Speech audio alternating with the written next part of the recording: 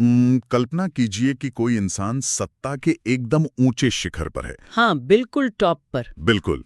और वो उस भव्य जीवन और तमाम सुख सुविधाओं को हमेशा के लिए पीछे छोड़ देता है। सब कुछ छोड़ देता है। हाँ, मतलब शहर की पूरी भीड़ भाड़, महलों की राजनीति और वो जो शोर शराबा होता है ना, उससे बहुत दूर चला जाता है। एकदम एकांत में। सही कहा।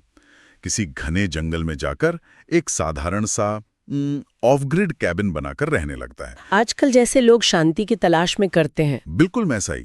एक ऐसी जगह जहां कोई तनाव नहीं है, सब कुछ एकदम परफेक्ट है, बिल्कुल शांत। प्रकृति के साथ एक बहुत ही गहरा तालमेल। हाँ, जो आमतौर पर हमें सिर्फ कहानियों में ही सुनने को मिलता है। लेकिन फिर अचानक कुछ बदल जाता है। वही तो, अचानक उस परम शांति वाले इलाके में कुछ ऐसा होता है कि वही शांत जगह एक महायुद्ध का केंद्र बन जाती है। एक ऐसा युद्ध जो इतिहास की धारा ही बदल देता है। एकदम, मतलब सोचने वाली बात है कि एक सुरक्षित पनाहगाह एक युद्ध के मैदान में कैसे तब्दील हो जाती है। ये विरोधाभास सच में बहुत हैरान करने वाला है ना?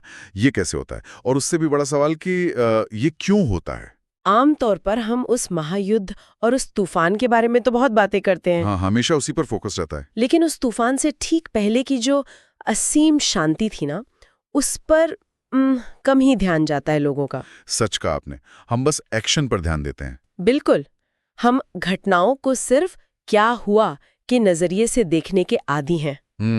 लेकिन जब कोई ये समझने की कोशिश करता है कि मानवीय मनोविज्ञान, इच्छाओं और प्रकृति के बीच का रिश्ता कैसे काम करता है, तो तस्वीर बहुत जटिल हो जाती है। एकदम, बहुत जटिल और बेहद दिलचस्प। और ठीक इसी जटिल तस्वीर को आज हम इस गहरे विश्लेषण में डिकोड करने वाले हैं। ये बहुत मजेदार होने वाला है ना? हमारे पास जो स्रोत में आज वो एक बेहद प्रसिद्ध रचना है, मैथिली शरण गुप्त जी का लिखा हुआ पंचवटी का प्रसंग। साहित्य की एक बहुत बड़ी धरोहर। बिल्कुल। जो लोग इस विषय को फॉलो करते हैं वे कहानी के बुनियादी ढांचे को तो जानते ही हैं। हाँ, सबको पता है कि कैसे राम, सीता और लक्ष्मण वनवास के दौरान वहां गए थे, गोदावरी नदी के किनारे पंचवटी में रह रहे थे। लेकिन आज हम ये चर्चा नहीं करेंगे कि कहानी में आगे क्या हुआ, मतलब घटनाओं का वर्णन नहीं करेंगे। बिल्कुल नहीं। हम इस बात की गहराई में जाएंगे कि कैसे एक साधारण सा जंगल का टुकड़ा इंसान की आंतरिक मर्यादा का सबसे बड़ा प्रतीक बन गया। और फिर ऐसा क्या हुआ कि उसी जगह ने सबसे बड़े विनाश को भी आकर्षित कर लिया। एकदम सही। तो चलिए सबसे पहले उस सेटिंग की बात करते हैं, पंचवटी का वो वातावरण। हाँ, मैथिली शरण गुप्त जी की इस रचना को पढ़ते हुए जो बात सबसे पहले मेरे दिमाग में आती है वो क्या है? वो ये है कि उन्होंने पंचवटी के जंगल को महज एक बैकग्राउंड या लोकेशन की तरह इस्तेमाल नहीं किया है। बिल्कुल नहीं। वो जंगल अपने आप में एक जीवित पात्र है। एक जीवित पात्र? क्या बात है। हाँ, मतलब ये काव्य केवल एक पुरानी घटना का वर्णन तो है नहीं। तो फिर क्या है?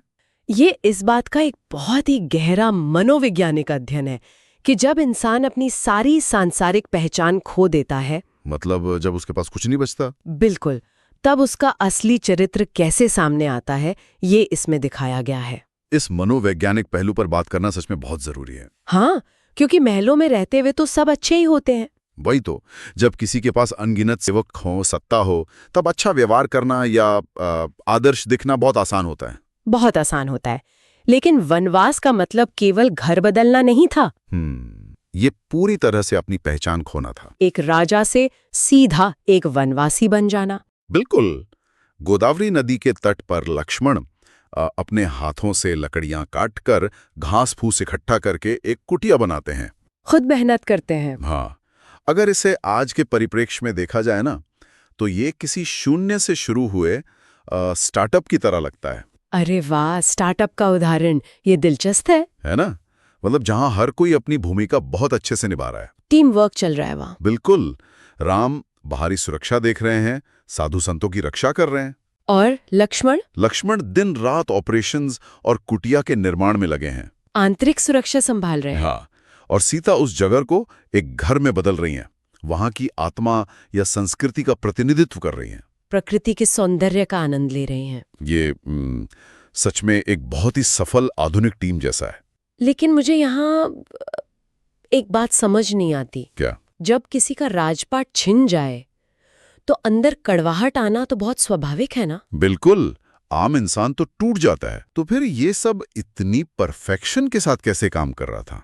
कोई शिकायत क्यों नहीं थी? यही वो बिंदु है जहां गुप्त जी की कविता इंसान की आंतरिक शक्ति को दर्शाती है। मतलब उनकी मानसिकता अलग थी। हाँ, देखिए, कड़वाहट तब आती है जब इंसान को लगता है कि उससे कुछ छीन लिया गया है।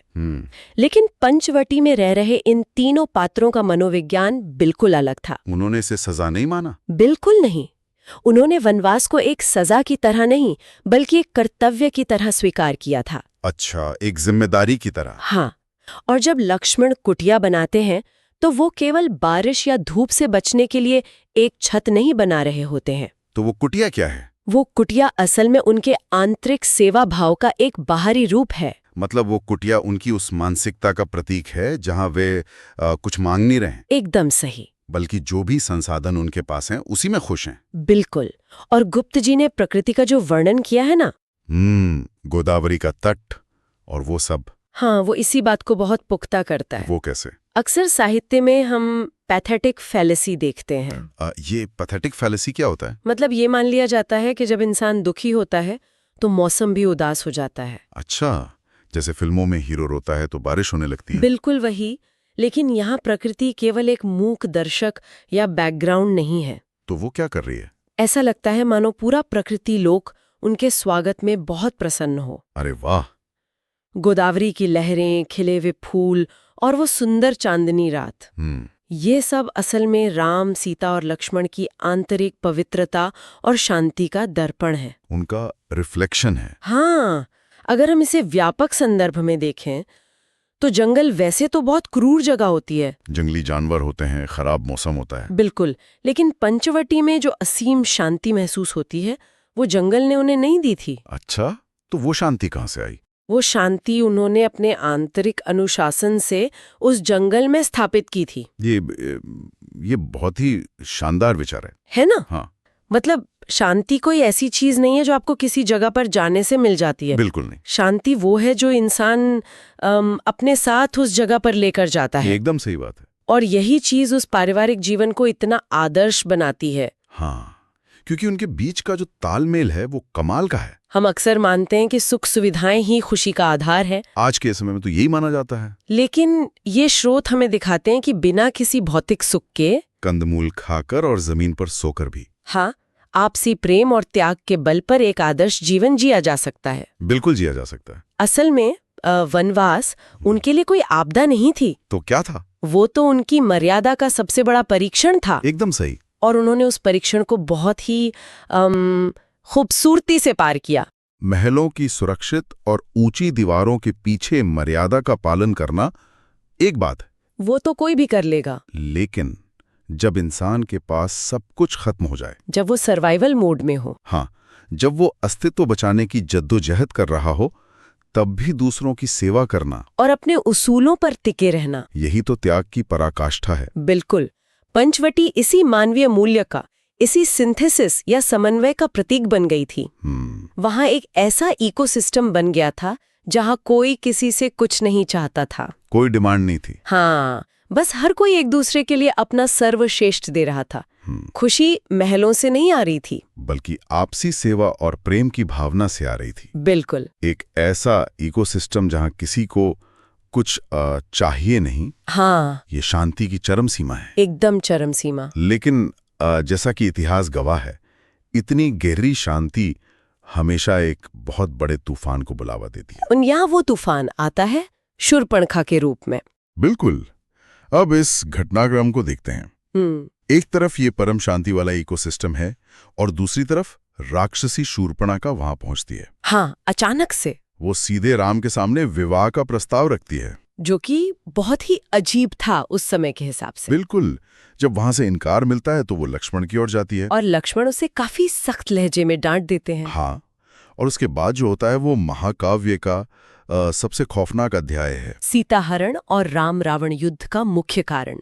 लेकिन मैं यहाँ थोड़ा रुकना चाहूंगा। क्या हुआ? मैं इस घटना को थोड़ा चुनौती देना चाहूंगा। अच्छा, बताइए। क्या सच में ये बात इतनी ही सीधी थी? मतलब आप क्या सोच रहे हैं? देखिए, दुनिया में हर रोज प्रस्ताव रखे जाते हैं और खारिज होते हैं। हाँ, ये तो आम बात है। किसी को डांट पड़ने या अहंकार को ठेस पहुंचने मात्र से ही क्या इतना बड़ा राम रावण युद्ध शुरू हो गया? ये सवाल बहुत ही स्वाभाविक है है ना? क्या हम एक बहुत ही सामान्य सी घटना